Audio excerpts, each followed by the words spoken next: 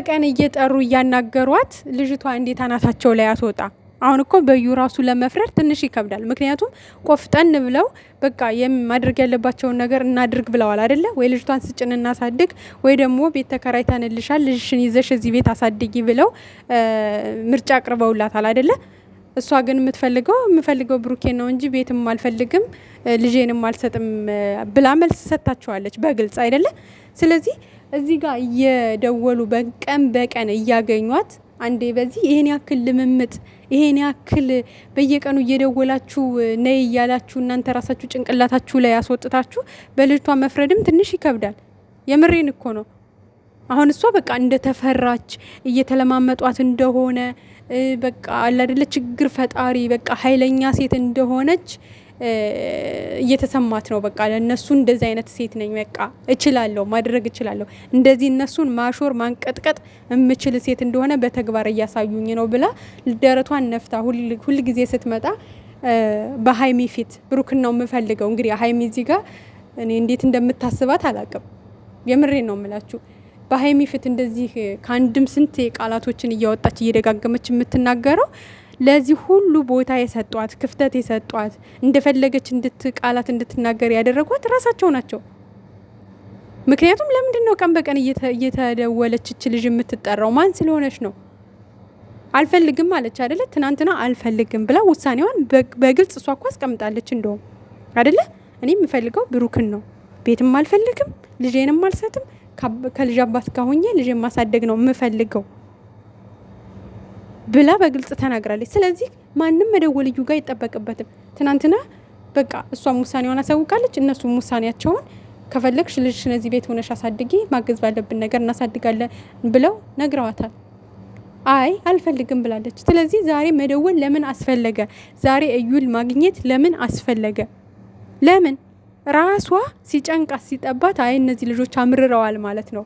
በቃ ቤቱንም አልፈልግም ስላቸው ልጅቷንም አልሰጥም ስላቸው ከነጭራሹ ጠፉ። ስልክ እንኳን መደወል ምናምን ተው ብላ ራሷ አስባ አውጥታ አውርዳ የሚያዋጣትን ነገር ምርጫዋን ራሷ በቃ ይሄንን ወስኛለሁ ብላ ራሷ እንድትናግራችሁ ማድረግ ስትችሉ እናንተ ጭራሽ እኔ ግን ሀሰን ግን ማለት ነው ሀሰን አሁን በዚህ ጉዳይ ላይ ባትገባ ትንሽ ብትረጋጋና ከራስ ጋር ብትሆን ጥሩ ነው። አስፈላጊ አይደለም። በቃ ማለት አንተ እንደ ጓደኛ እነሱን መምከር ባለብህ መንገድ በውስጥ መንገድ ምከራቸው፣ በውስጥ መንገድ አግዛቸው። ማገዝ ያለብህን በሀሳብም ሆነ በምንም ሆነ በውስጥ በቃ ከዚህ ቪዲዮ ላይ መተህ እንደዚህ ከምትል በውስጥ ከጎናቸው ለመሆን ሞክር በአንዳንድ ሀሳብ። ከዛ ውጭ ግን አሁን ዛሬ መተህ ምን አንተ አናግረሃት እዩ ምን ልትፈይድ ነው ማለት ምን ልታረግ ነው?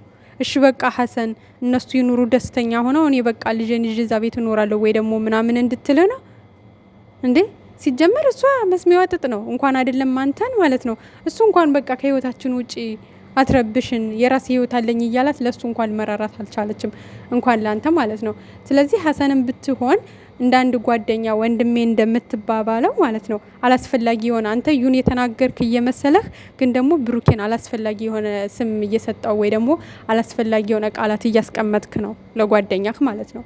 በመድኃኒት አደንዝዘሽ የምትጫወችበት ጓደኛዬ ምናምን በቃ አላስፈላጊ ነው፣ አስፈላጊ አይደለም። ምክንያቱም ስሜታዊ ሆነን አንዳንዴ የምንናገራቸው ነገሮች ነገ ላይ በቃ ሊጸጽቱንም ይችላሉ፣ ዋጋም ሊያስከፍሉን ይችላሉ። እና አሰል በዚህ ጉዳይ ብትቆጠብና ለተወሰነ ጊዜ ከካሜራ ጀርባ ብትሆን ማለት በራስ ቤት እንደፈለክ መተ መስራት ትችላለህ በራስህ ስራ።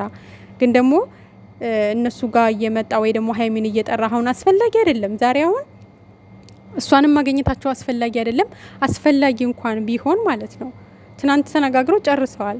አይ በቃ ለአንዴና ለመጨረሻ እንኳን ከተባለ ሀይሚና ብሩክ በውስጥ አውርተው የመጨረሻቸውን ውሳኔ ለሷም ለተመልካችም ሁለቱ መግቢያ ሰርተው መጥተው ማሳወቅ ነበረባቸው እንጂ ሀሰን አሁን እዚህ ጋር ምን ልፍጠር ብለ ነው ዛሬ መጣሁ? ምንስ ፈጠርክ? ምንም አልፈጠርክም። ብሩክ ያሳውቅ ውሳኔውን ኖ እንደዛ አንተ ማለት አትችልም ሀሰን። ያንን ነገር ማውራት ያለባቸው ሲጀመር ሁለቱ ሀይሚና ብሩክ ናቸው። ብቻቸውን ከካሜራ ጀርባ አውርተው ደምድመው ጨርሰው መጥተው ለተመልካችም ሆነ ለሷ ማሳወቅ ያለባቸው በቃ የኛ ይሄ የመጨረሻው ሲጀመር ትናንት ያደረጉት ነገር በቂ ነው። አይ አልቀበልም ስላለች ከዚህ በኋላ እንግዲህ ምርጫው የራሷ ነው።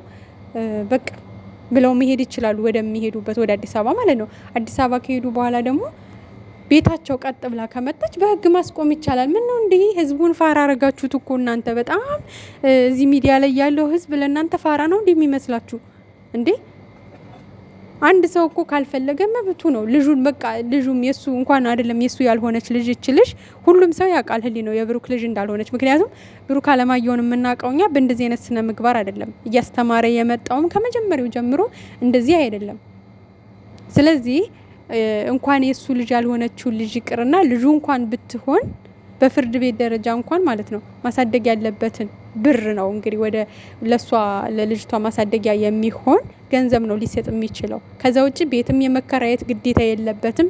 እናትየዋንም የመቀለብም የማኖርም የማገዝም ግዴታ የለበትም። ምክንያቱም እናትየዋ ከፈለገች ሌላ ወንድ ጋር ላይፏን መቀጠል ስለምትችል እዚህ ጋር እኮ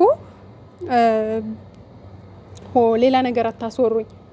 ብሩክ እኮ ኦርቶዶክስ ነው ክርስቲያን ነው አይደል እንዴ? ሁለት ሴት ቁጭ አድርጎ እሱ የሚቀልበው ማለት የሚያስተዳድረው ምንድነው? ሌላ እምነት ቢሆን እሺ፣ የሌላ እምነት አንዳንድ እምነቶች አሉ። አሁን ለወንዶች የሚፈቀድ 2 ሚስት 3 ሚስት 4 ሚስት የሚፈቀድላቸው አሉ አይደለ?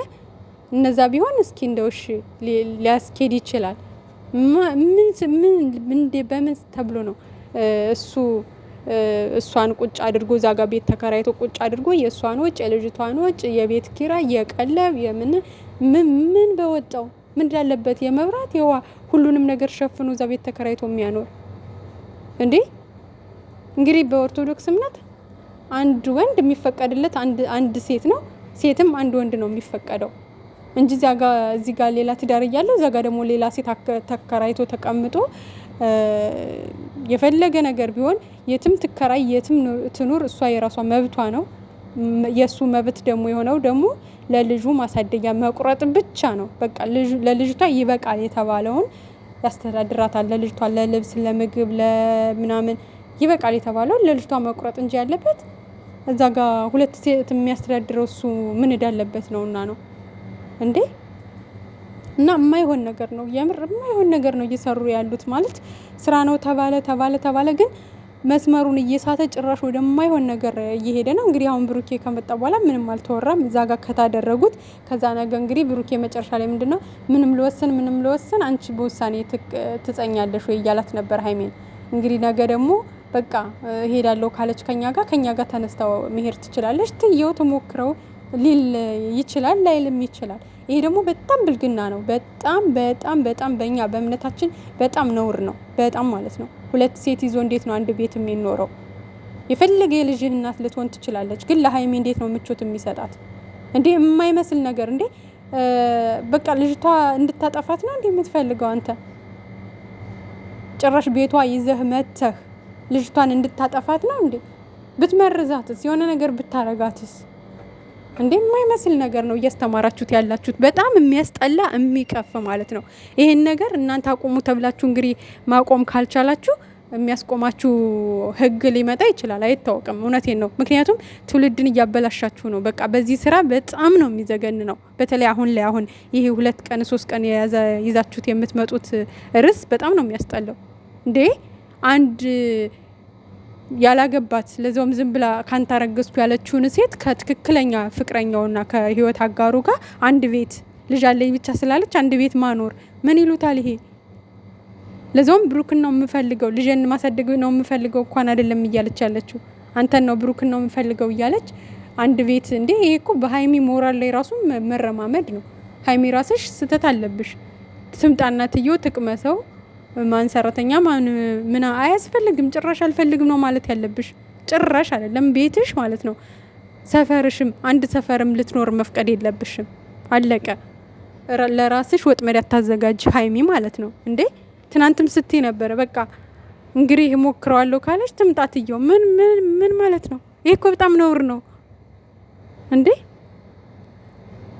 የምር በጣም እያናደዳችሁን ነው። የምር በጣም የሚያስጠላ መስመር ውስጥ እየገባችሁ ነው። የምሬን ነው የምላችሁ። አንዳንዴ ጥንቅር ብሎ ይቅር ገንዘብ እግዚአብሔርን ክብርን የመሰለ ነገር የለም። አንደኛ ነገር ደግሞ እዚህ ጋር ትንንሽ ልጆች ሳይቀሩ ነው የሚያዩት ትውልድን የሚያበላሽ ነገር። ነገም አንዱ ተነስቶ አሀ ችግር የለውም ማለት ነው በቃ የልጅን እናት ማምጥቼ እኛ ጋር ብትኖር ሌል ነው ማለት ነው አንደኛው ወንድ ይከብዳል የምር።